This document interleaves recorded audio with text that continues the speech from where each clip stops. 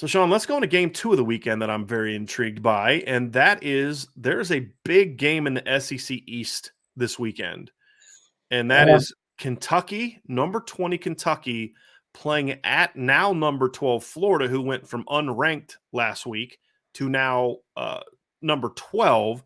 Florida mhm, is a 6.5 point favorite. As of last night, Christian Rodriguez, the running back for Kentucky, is still suspended by the NCAA.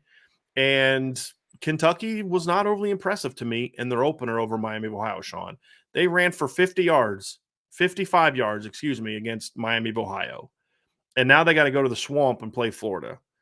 So this is a big game. I love what Mark Stoops is building, yeah, but I picked Florida to beat Utah last week, and Utah is better than Kentucky, in my opinion. Although, again, I love what Mark Stoops is building. This is talk about Billy Napier getting a chance to really kick the door down open in his first 2 games. You get number 7 Utah in your opener. You beat them in what was a great game. And then and you caught some breaks, right? You caught some yeah, breaks. Now yeah. you go game 2 and you're playing number 20 Kentucky, a team that's beat you 2 in the last 4 years.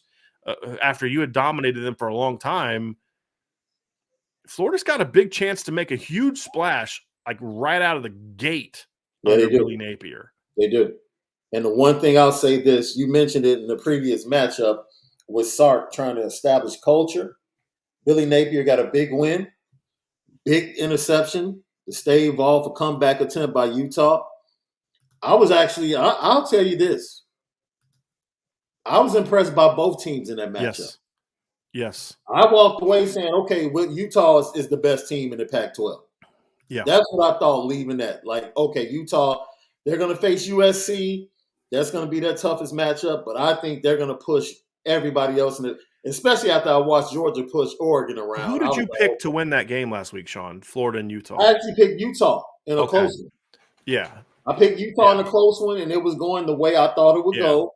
And then, I they picked throw. Florida, and I said this earlier in the week. I came out of that game more impressed with Utah than I was going in. I wasn't a believer in Utah going in, Mm-hmm. honestly. I was like, look, they beat Oregon twice. Well, we saw what happens when Oregon plays a physical football team, right? I mean, we saw it against Utah last year. We saw it against Oklahoma, who Yep. didn't even have their coaches in that game where they got smacked by Oklahoma in a bowl game, where Oklahoma, Bob Stoops is the coach for that game.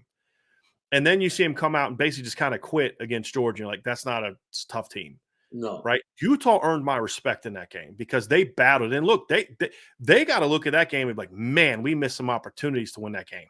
Yeah. We missed some opportunities. So I actually came away more impressed with Utah, even though I predict them to lose. It was more about I didn't think Utah was that good, to be honest with you. This Yeah. is that was the most impressed I've been with Utah against a quality opponent in a long time. Yeah. And so I agree with you. I think Utah coming to that game showed me that they are the class of the Pac-12 right now. Them and USC. Yeah. Oregon, that was embarrassing. Yeah. But Florida also showed me something because they showed me they know how to win. They had every opportunity to say, "Hey, we battled, but we're going to fold." Yeah. They didn't. And Anthony You know who Richardson. that was? Go ahead. That's a large contingent of the same roster that took Alabama down to the wire. Yeah. And I think people forgot that because the season kind of went off the That was rails. my point. Yeah, They were in the SEC title game 2 years before, the only team that challenged Alabama all year. Not yeah, Notre Dame, not Ohio State, nobody. It was yeah, only Florida. And it was the same team that 2 years prior was a top 10 team playing in major bowl games. yeah, They didn't all of a sudden lose everyone off that team. They lost the team, but they didn't lose the players. And like to me, as the argument I made last week, Sean, and this ties into today's breakdown of this Kentucky game, is firing Todd Grantham was the equivalent of Notre Dame finally getting rid of Brian Van Gorder. And Dan Mullen's unwillingness to get rid of Todd Grantham is what cost him his job yeah, and cost that team from building on the success they had the previous year. And so to me, the talent that was already there is now going to come out because the one thing I liked about Billy Napier and the reason, and this was the argument I made last week, Sean, and it fits into this Kentucky game, especially so. The reason Kentucky has beaten Florida and then, in my opinion, has battled Florida even in games they lost, despite having a far inferior roster, to be honest yeah, with you, is they were always the tougher team. They were always the better coach team. The reason I thought Billy Napier was such a great hire is he didn't go to Louisiana Lafayette and win with gimmicks. He didn't bring in an air raid and a tricky offense. He won because they were tough, physical, played really good defense, ran the football, and they were coached well. That translates much better to success in the SEC than a gimmicky offense that requires precision and all these other type of things. And so he inherits this roster. Kentucky can't guarantee they're going to be the more physical team now. And since the game is in the Swamp, that's why I picked Florida to win this game. I have Florida winning 26-13. I don't actually think it's going to be overly competitive because without Christian Rodriguez, Will Levis looked that offense was very one-dimensional against Miami of Ohio. And if Miami of Ohio can make you one-dimensional, what's Florida going to do? And so I just don't think Kentucky has the horses between losing Rodriguez. They lost a lot of offensive linemen from last year. Their offensive line coach is now the offensive line coach of Bama. He was a big reason for their success in recent years. That's true. Big reason for their success. They lost Darren Kennard. They lost a couple other offensive linemen that got drafted. I just don't think they have the horses to play with Kentucky or with Florida in the Swamp. So I think it'll be a somewhat competitive-ish game, score-wise, but I think Florida pulls away late, Sean, and that's how I have the Gators coming out of this game 2-0. You think it's going to be more competitive, though, At the time, I actually picked Kentucky, and Christian Rodriguez being eligible was a part of that thinking. Right. Like, okay, if they get him back. They can run the ball when he's there now. He's a physical back. Yeah, that's the difference. And if he doesn't play, I'm not the type to switch my pick. It's like, that's my pick. Flip the score basically if he's out? Yeah, probably. I still think, I think Kentucky has culture. Mm-hmm. You can say what you want to say about what they lost. Their culture has been established. Yep. Of Mark Stoops.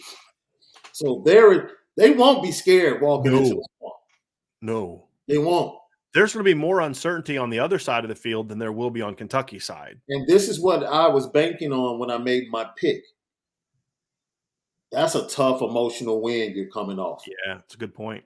To come back up and muster up the same emotion in a conference game, and Kentucky's going to come ready to play, I look for Stoops and Kentucky to control the pace of the game.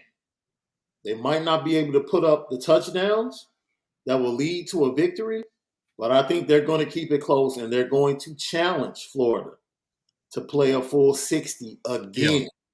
Can you play a full 60 minutes of emotional football again at home? Yeah. If you can, Florida might be a problem. They might be more of a problem than we thought coming into the season. And that's what I'm banking on. Just them not having enough in the tank and Kentucky being able to take advantage of that with, Will Levis having another. I think Will Levis, because Cam Rising had opportunities against that secondary. Yes, he did. Yes, so he did. If Will Levis can step up and make some big plays along with his receivers, I think Kentucky can come out of that with a win. If not that, agree. Definitely keep it close. I still think here's another thing too, Sean. If you can make Florida beat you throwing the football, you've got a shot. Anthony Richardson's a dynamic kid. Yeah. But he's still a run-throw quarterback in the traditional sense. He made some plays in the past game, but it was mostly off of his running ability. He's still evolving as a passer.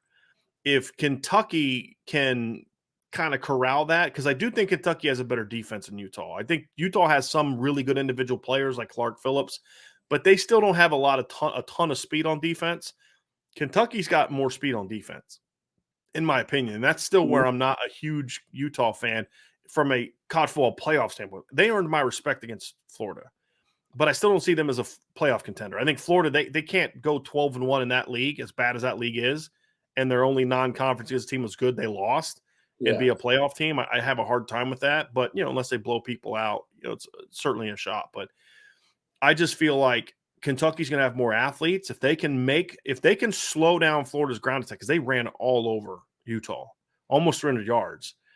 If they can slow down the run game and make Anthony Richardson beat them throwing the football, that's where I think Kentucky can have a chance to win this game, because they can force them to some mistakes. Yeah. It's kind of like how Notre Dame was in 2017 with Brandon Wimbush. If you could force Brandon Wimbush to beat you from the pocket, you had a chance to beat that Notre Dame team.